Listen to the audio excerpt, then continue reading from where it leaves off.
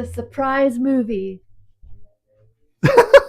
Busboys. Busboys, the surprise instant classic hit of the year. I loved it. Let's not You bury the either lead love here. it or you hate it, apparently. Apparently, because we watched the movie yesterday, and then I was a little too tired. We came home in the evening, and you proposed we do our review immediately. Yes. Apparently, immediately would actually be though doing the review in your car in the parking lot. In the parking lot, yeah, at the theater.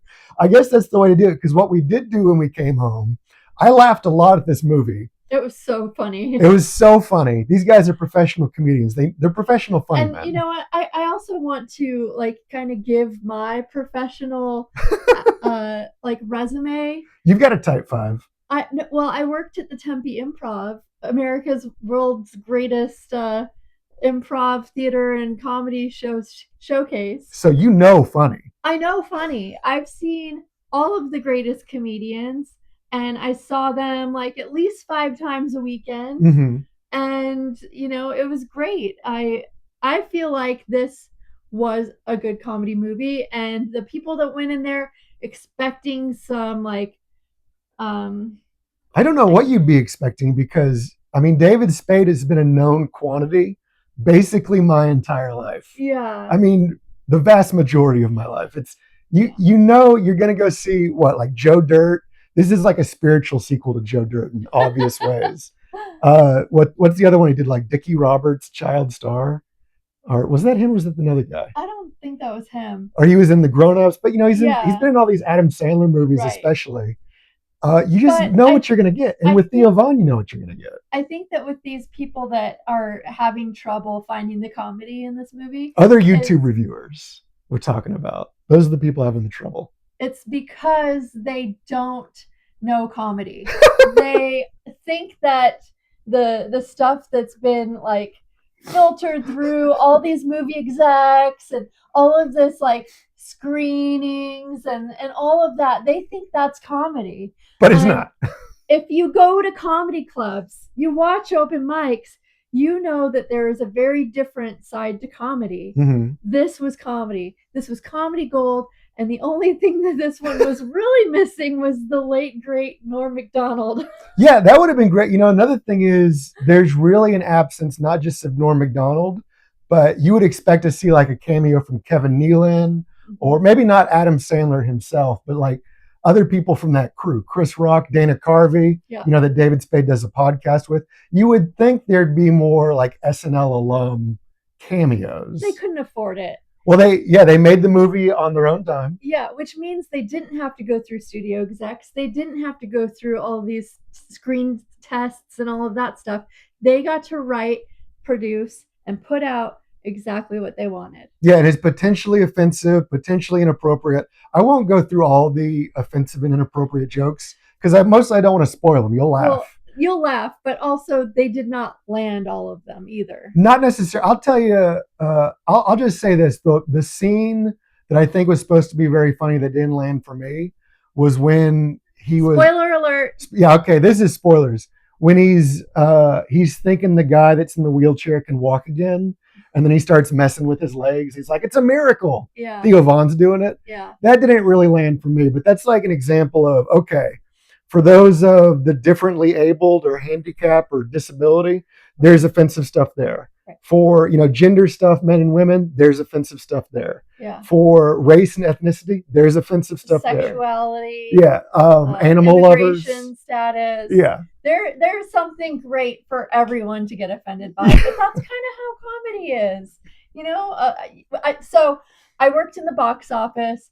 I worked in waitressing and even a little stint in management. And I can tell you the number of people that come to comedy shows not knowing who the comedian is, but they've got their sisters together for a bachelorette party or something like that. They're bringing their parents because they don't know what to do to bring them to out of town. And like the shock and horror on some of the faces of the people that accidentally stumble in on, a pretty, I guess, racy blue comedian. Yeah, you're absolutely correct. You're giving me flashbacks to this. Literally happened to me probably a couple different times, but I remember vividly going to see Anthony Jeselnik perform. And I guess some people just weren't ready for that or didn't know what they were getting into. And it's wild. But again, like, I mentioned briefly the other, smaller YouTube reviewers that are putting out their thoughts on this movie. It's wild to me. Like most of them were just so negative, and a lot of them were being recorded like in their car right after seeing the movie.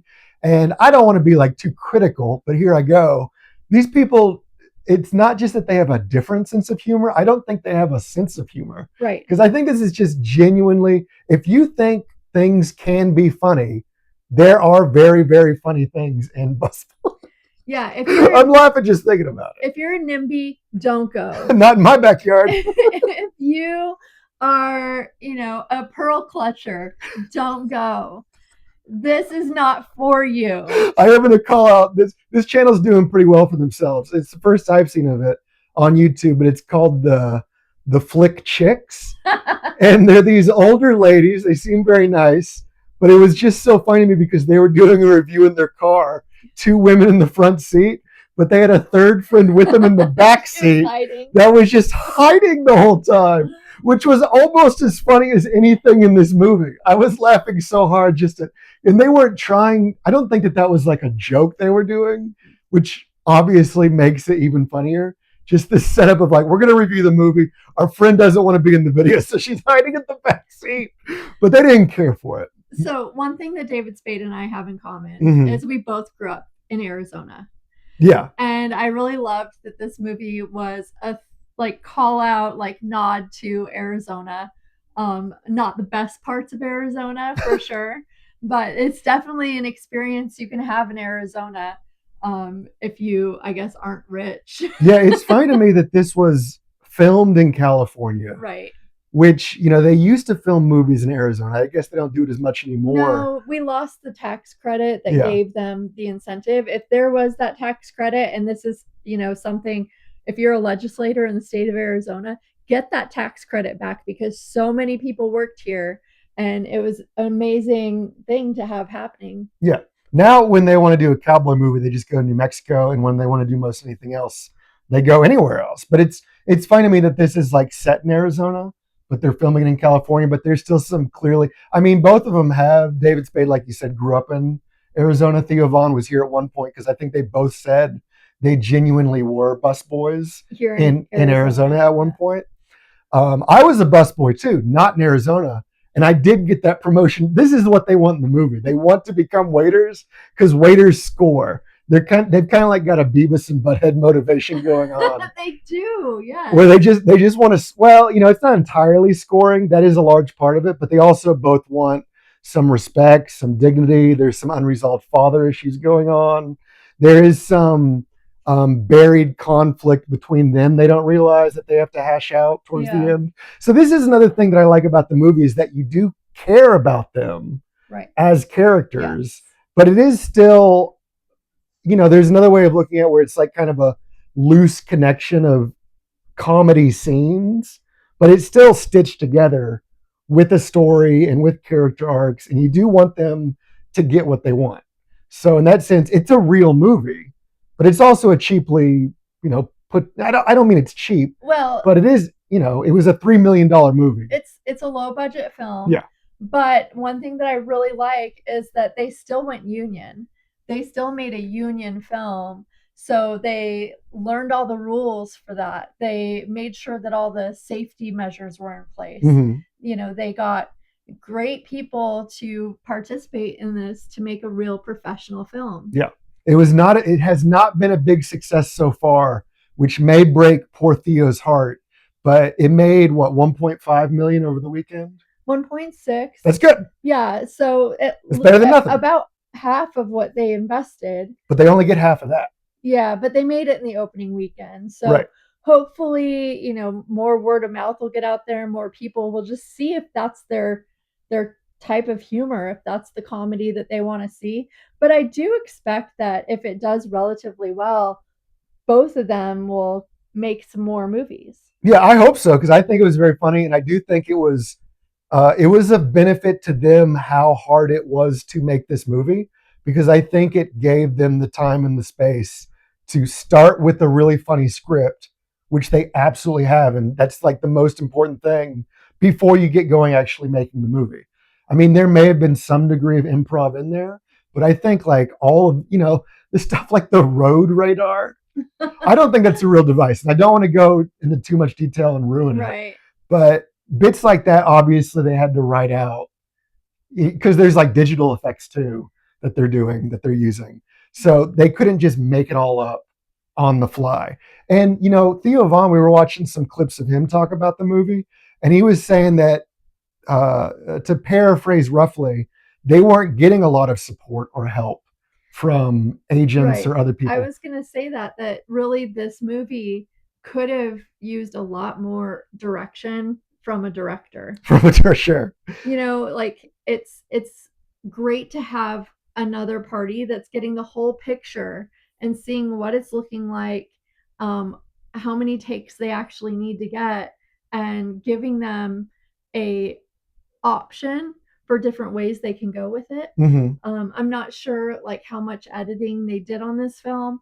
It seemed like there was a amount of editing. Yeah, to give them some credit for one thing specifically, they got a couple of UFC MMA fighters in there, Nate Diaz and Chris Avila, who play like these bullies that are trying to punk our heroes, David Spade and Theo Vaughn, Marky and Steve with an F. That's the characters. Steve with an F. Steve. Steve. And that's what I'm saying, right, Steve? Yeah, I'm saying what you're saying. These MMA fighters are like genuinely threatening in the edit that they have for their scene in the movie. They're doing like a Street Fighter bonus stage, just beating the crap out of a car, just destroying it while they're threatening our heroes. And I say this is a good edit because Theo on his podcast, when those guys were guests, was showing them like outtakes from that scene. And, the version on the podcast is a lot looser, needs some tightening up, and they did it for the movie. So in the movie, it's good. It's a laugh a minute. And I'll say that about the movie as a whole. It's a laugh even more often than a minute. Like it's a great pace for comedy. Yes. Also, you said it was roughly 90 minutes. It was 90 minutes. It was 90. Perfect. Perfect amount of time for a movie. Anything longer than that, they are trolling your bladder. Yeah, for sure. And also, ideally, the way you would go see this movie is to have your beautiful wife take you to the movies and not tell you what you're going to see. So without getting into too much detail, this was a surprise to me, literally as the movie's starting. And even better, the movie starts without like a production logo or company logo or anything like that. It doesn't start with, the Universal going around the world or the Warner Brothers lot. It's just boom. It goes from like the ads, previews and ads, to this movie. Yeah, which just opens with David Spade giving one last ride to a dog with cancer. And it's really, we get the inciting incident pretty quickly after that. But I turned after about a minute after the movie had started. I turned to you. I was like, "Is this the movie?" And then I got excited because I realized you had taken me to see Busboys, which I was aware they were making it, but it's like, there hasn't been a lot of advertising and marketing push for it. So it was really under the radar. Like we just did a video talking about anticipated movies for 2026. Oh, I was biting my tongue. I did not want him to bring it up. This was not on there. Yeah. Just because it didn't even show up in the app of like, this is coming to the movie theater. I was looking at the movie theater app and it didn't even tell me that Busboys was coming out, next week or this week. Right. We had to go to Cinemark, which I think most Cinemarks are carrying this movie. So if you have a Cinemark near you, definitely go see this. Mm-hmm. I mean, I think that I'd like to go see it again. Yeah. Reviewers who said they were in a theater with no one laughing were not in our theater because I was laughing heartily for basically the length of the movie. There were bits we do have to see it again, I think, whether it's at home or in the theater, because there were bits I'm sure I missed because I was laughing too hard at the last bit. Yeah. And again, the pace is not quite relentless, but it's quick. Yeah, although in the middle, I feel like it does kind of have this little lull, where they're just like working their butts off. They're as busboys. They're trying to get that promotion, and there's this point where somebody else comes in for like a week and they get it. Yeah. Well, he is that pretty good. that area of the movie was a little bit slow for me. Mm-hmm. But it quickly got into some action, some drama, and some girls in bikinis. Yeah, it's again, it's a movie worth checking out for a variety of reasons. The girls in bikinis thing, there is, in terms of stuff that's like inappropriate for small children who are also kind of the audience for this. Like we talked about with the Mario movie. I don't think that small children are the audience for this at all. Well, whether or not they should be watching it, let me rephrase that. If I was 8 years old, even if I was told I wasn't allowed to watch this movie, if I snuck it in at a sleepover or something, I would have enjoyed it. So me at 8 would have liked this movie just as much, if not more, than me today at the ripe old age of 40 No, whatever. there was language that should not be exposed to children. There was sexual Yeah. identity issues that probably should not be exposed to children, especially with the language that they used, and also a pretty abusive mother. So, like, definitely this is not for children. You're, I guess, child at heart if you're a grown adult person. Yeah, so kids don't see it. But it's like going back to say, I guess it was PG-13, but like Billy Madison and Happy Gilmore, those are movies that young kids also shouldn't see. But we had these on VHS when I was like 11 and my brother was 8. So he was seeing them at that age and that worked for him. But I was saying, in terms of content that's inappropriate, besides what you pointed out, there's a couple things like when they're looking at his phone at his ex-girlfriend cheating on him. Oh, yeah. That's like, it sort of there's some dicey sexual. Yeah, it veers into some mature sexual content.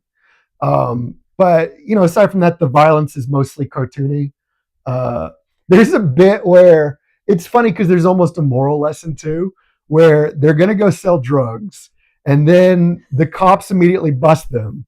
But so many different agencies jump out to bust them, which becomes its own series of gags, that they just sneak away. But then they go to sell the drugs and immediately get busted again. So it's like, well, you had an opportunity to not do it. Yeah. But the other moral story in this is that the bullies always immediately meet karma. Yeah. The very first bully being Chris Elliott's son, who is in a truck making fun of them for working at their job. Yeah, played by Trevor Wallace. Yeah, before they're busboys, they worked in some kind of like poop pump or something. Well, running essentially a sump pump because he has to describe it later on in the movie. And this guy's making fun of him. Immediate car crash, burning tire rolls through the screen.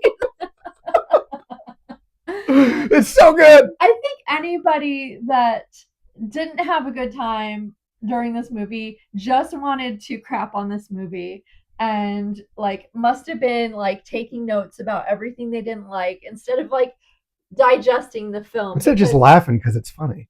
If you look at what's going on, it's absurd and it's funny and ridiculous, and that's exactly what you want to see in a true comedy. This isn't a romantic comedy. This isn't, a meet cute. This is two dudes having some pretty funny things happen to them. Isn't that the first? Don't they have a meet cute at the very beginning? Oh, I don't know if that's a meet cute. You have to go see. But it is. It's like Dumb and Dumber, Beavis and Butthead. They're not that dumb.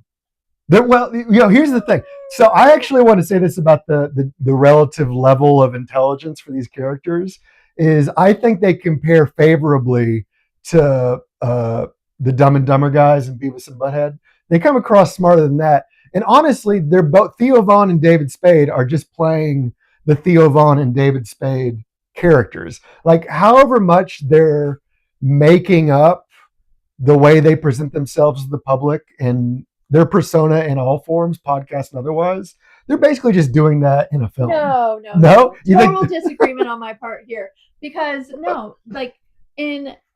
if you watch Theo Von, like maybe he comes off like you're saying, but he's got some really deep observations and things that he says. Yes. But in this movie, that was not the case. Oh, what about when David Spade, as Marky says, you know what they say, everything good happens in Mexico. I've heard that.